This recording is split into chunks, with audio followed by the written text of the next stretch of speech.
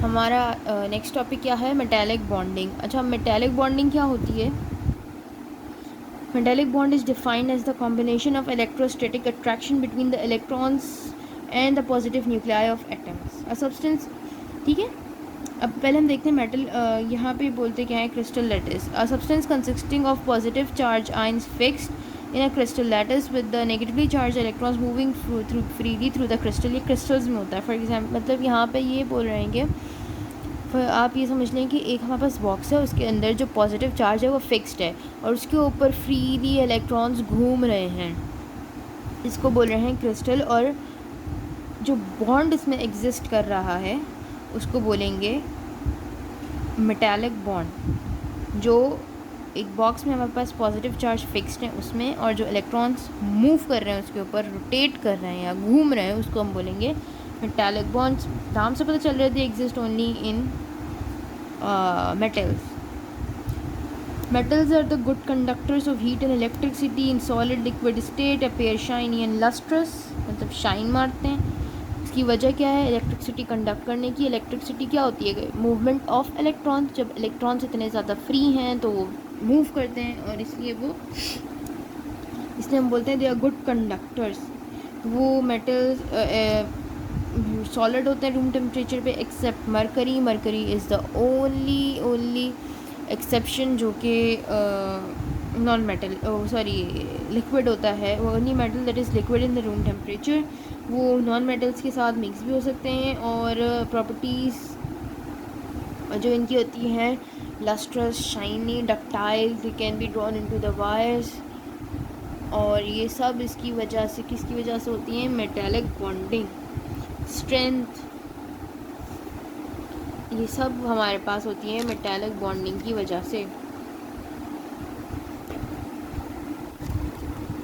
Sodium और potassium बस week solids होते हैं क्योंकि इसकी वजह इनका है स्ट्रक्चर।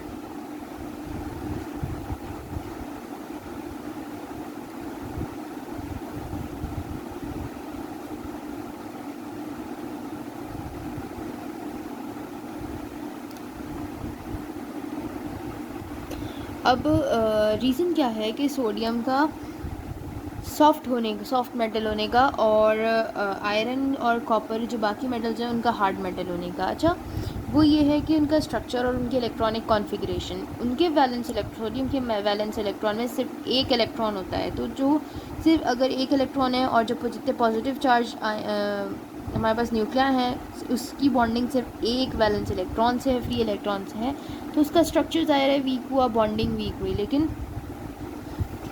लेकिन मेटालिक बॉन्ड आयरन और कॉपर है, उनके पास वैलेंस शेल में बहुत सारे इलेक्ट्रॉन्स होते हैं। इसलिए जो पॉजिटिव न्यूक्लियर हैं उनकी बहुत ज़्यादा बॉन्डिंग अच्छी होती है, इसलिए वो हार्ड होते हैं। इतनी आसानी से बॉन्डिंग नहीं टूटती उनकी। जितनी अच्छी बॉन्डिंग उतने ज़्यादा हार्ड। फिर वही बात आएगी एक्सप्लेनेशन ऑफ प्रॉपर्टीज़ से। दे हैव फ्री इलेक्ट्रॉन, तो they conduct electricity. good heat absorbers. Metals are conductors of heat. They readily absorb light falling upon them to move to a higher. अच्छा, अब ये कि वो लस्ट्रस क्यों होते हैं, चमकते क्यों हैं, चमकीले क्यों होते हैं? जब उन पे लाइट आती है, पड़ती है, तो जो इलेक्ट्रॉन्स होते हैं वो एब्जॉर्ब करते हैं लाइट और एक हायर एनर्जी लेवल पे चले जाते हैं। अब वो लेकिन इसको बोलते हैं एक्साइटेड स्टेट।